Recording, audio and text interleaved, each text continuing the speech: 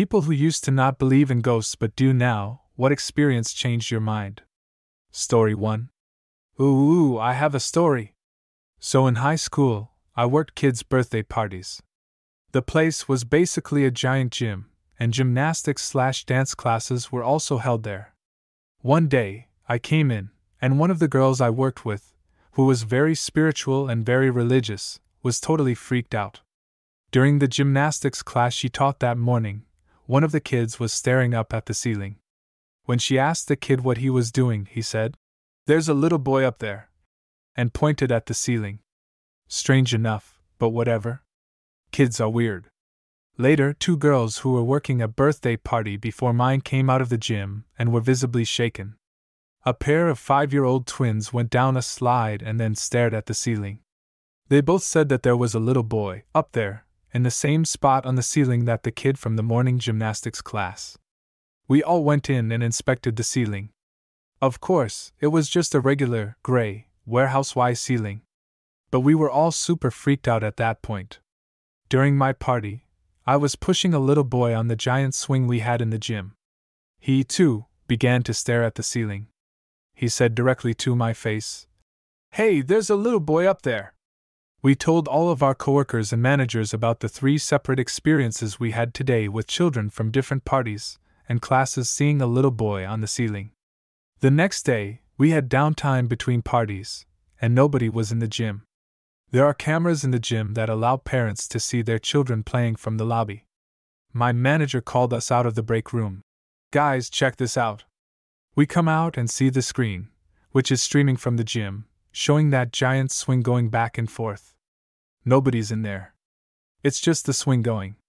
I like to think that the ghost was truly a little boy who just wanted to play, and he finally got to go on the swing. Could be worse. Story 2. I'm still not sure if I believe, but there have been some weird things in my life that I can't explain. When I was 5 years old, I woke up in the night and my grandma was standing at the end of my bed, wearing a teal blue skirt and a matching blouse. I remember that it was summer and the sky was still light but not light enough for me to read, so I guess it was about 9 p.m. I sat up, she put her finger to her lips and I rubbed my eyes a couple of times, caused sleepy, and when I looked back she had gone. I just snuggled back under my covers thinking how nice it was to see her because I hadn't seen her for ages and I hoped she would still be there when I woke up. Next morning, my house was eerily quiet. My mum was in a worse mood than normal, but she had been crying, so I asked her what was wrong. My grandma died the night before. She had been crossing a road after her bingo turned out, at 8:30 p.m., about 60 miles away from where we lived. She had a massive brain hemorrhage in the middle of the road and didn't even make it to the other side, let alone to my house 60 miles away. She was wearing a teal blue skirt and matching blouse. Story 3. My wife and I swear that our daughter used to talk to ghosts when she was a toddler. She was an only child at the time. First instance I remember was her telling me that she was talking to Nana. That's what I called my grandmother, who passed about 15 years before my daughter was born. My daughter was young and so I hadn't even talked about Nana to her, so I showed her a picture and asked who she spoke to. There were 4 women, 3 of which I didn't even know, but without hesitation she pointed to my Nana. Okay, no biggie. Some months later, my wife and I are trying for baby number 2. After my wife gets pregnant, my daughter is sitting next to her on the couch and puts her head on her belly and says, "Mommy, there's a baby in there." Okay, maybe that's coincidence. She overheard us saying something. A few weeks later, my wife miscarries.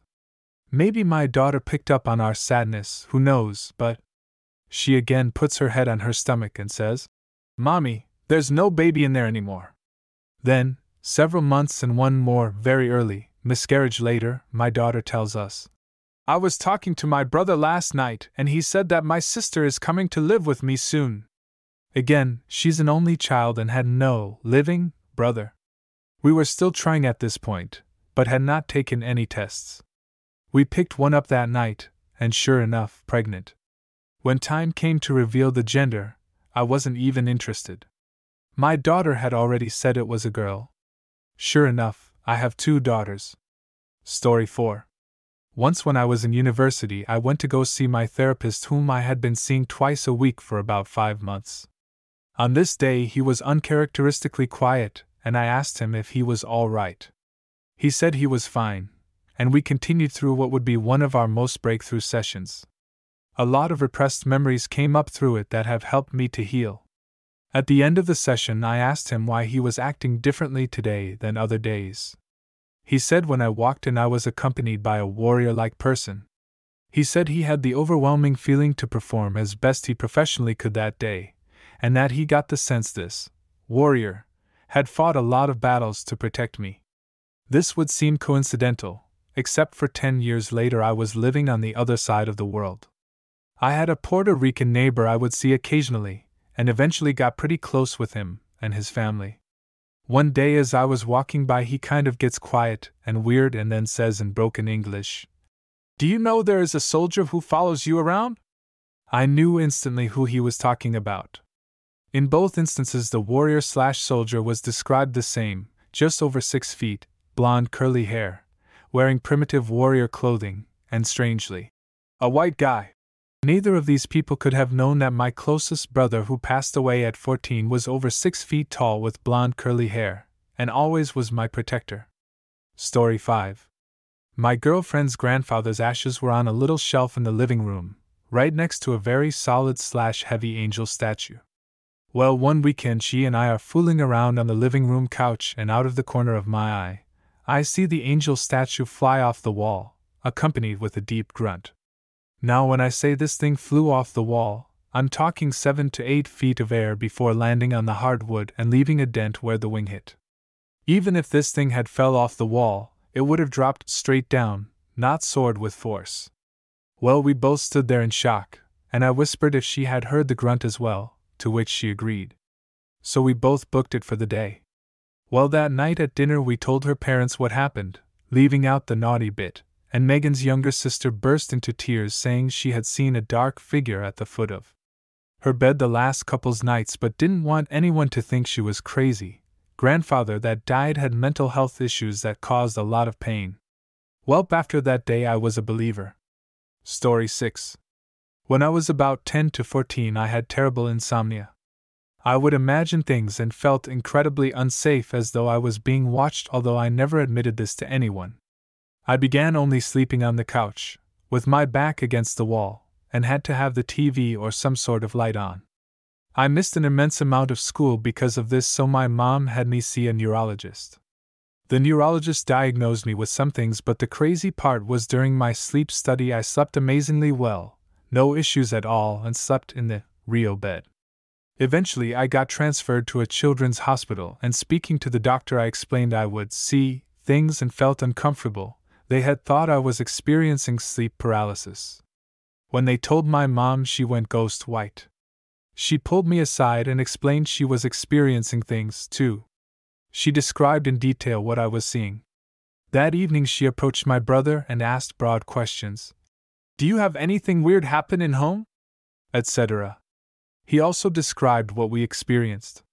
It was then I realized we must have paranormal activity, and I believed it ever since. When we moved out of that house, all my sleep issues abruptly stopped, and I haven't experienced it since. Story 7. Worked at a public pool. I would work alone after hours cleaning the building and the pool. One night around 2 a.m. I'm cleaning the change rooms. The pool has been closed for 4 hours at this time. I hear the sound of a child's laughter and bare feet running across the pool deck. I go out and scan the area. There's nobody in sight. The doors are all closed and locked. There is nowhere a kid could be hiding. No wet footprints on the pool deck. I recheck the doors and the security monitors. I am the only person in the building. It was unsettling. Story 8. Most of my family is extremely religious and believe in ghosts wholeheartedly. Most of them claim to have seen something paranormal at some point in their lives. I wasn't very religious, and I always thought to myself, if I haven't seen it, then it's not real. That changed during my senior year in high school. I was dog-sitting at my great-aunt's house while she was out of town for a few days. A little after midnight, I'm watching a movie and my aunt's dog starts barking like crazy and runs up the stairs at full speed. The dog was small, but fierce. Suddenly, I clear as day heard a gravelly voice at the top of the stairs say, "Bad doggy." The voice was deep and masculine. I went upstairs because I was certain nobody else was supposed to be there. I looked around and there was nobody in sight. The dog was still barking at something that I couldn't see. She was just barking at an empty hallway. That's when I heard footsteps walking away from us down the hall and into my aunt's bedroom. I could hear the footsteps, but I couldn't see anybody making them. I noped the fuck out of that house with the dog and went outside in my car. The dog and I slept there for the night. I'm not entirely sure WTF I experienced that night, but I definitely believe in the paranormal now. I never told my aunt about what happened, but apparently my great-uncle, her husband, had died in that house a few months after I was born. I never knew him, but I'm willing to bet that it was him who I heard that night. Story 9. I was always on the fence about ghosts because there was no scientific evidence of them being real, and I was going through a big question phase with religion/afterlife at the time anyway. But my family moved into an old farmhouse when I was 12. This was a very old farmhouse with a build date around the Civil War. The original owner's name was still on the old barn out back, and we found numerous old antiques built into the walls when we completely renovated the place. A few odd and end things happened after we first moved in, but distinct things started happening to myself after I turned 16. But never to my sister until after she turned 16 too. The most prominent memory I have. The upstairs consisted of 2 bedrooms. One bedroom was the room at the top of the stairs, the second bedroom was in a separate room just to the left of the top of the stairs. I had the private room, and my sister's room was the landing. When someone walked up the stairs it was very distinct. You could hear each individual step, and the creaks got louder as the person approaching got closer. So one night I am sitting on my bed watching TV or something and I hear my sister come up the steps and go lay on her bed, so I start talking to her. When she doesn't answer me I get annoyed and go into her room to figure out what her problem is, only she is not in there. My mind was blown because I know I heard her. I called for her, and she had been downstairs the entire time. We never felt threatened. But it did seem that this entity liked picking only on women. Even my mother, who absolutely doesn't believe in ghosts, had to admit some odd things had happened. I think the funniest thing was having my ponytail pulled while I was doing the dishes. I don't know why it was so funny, it just cracked me up that whatever it was felt like playing with my hair. Story 10. So my grandma used to live with me. She was in the room next to mine and would get up in the middle of the night to use the bathroom, which is in my room. There is drop from her room to mine, so we put a night light outside the bathroom so she could see the way. It was like this for about 12 years. Only a few days after she had passed away I was in my bed with my cat and dog reading a book or something. I remember my cat and dog both waking up and looking to the night light. My cat got up and went to the light, pawing at it and making nosies. My dog just stayed still, not barking.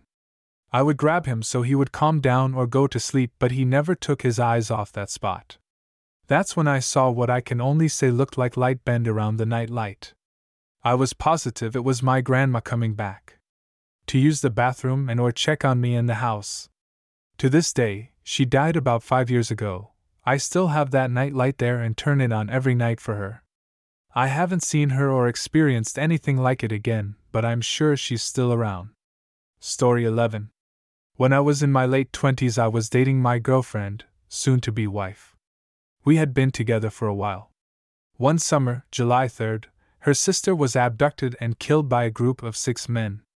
All the men were eventually caught and tried. The trials and the aftermath for the family were devastating and debilitating for them for many, many years. Fast forward 3 months, after the funeral. I arrived at my girlfriend's house to wait for her to get off from her job as a nurse at a local hospital. Neither of her parents were home. Just me, alone in the house. So I went into the family room, turned on the TV, sat down in the couch, got comfortable and began to watch. Clear as a bell I heard my girlfriend's sister's voice in my right ear, just off my shoulder, call my name. I turned to look at the seat next to me, and of course there was nobody there. I stared at the spot in the couch next to me for a long while. Feeling a bit uneasy, I turned off the TV and went outside to wait on the porch. Story 12. When I was in 5th grade, I was playing with silly putty in my room when my mom called me down for dinner. I had molded it into a ball and placed it down directly behind me. I'm talking as soft as can be here. When I stood up to go downstairs, I felt something hit me in the back of my head with some force. So I turn around and see my silly putty ball, not on the ground anymore, but bouncing on my windowsill until it eventually rolled back onto the floor. Needless to say, I ran downstairs hysterically, trying to tell my mom what had happened.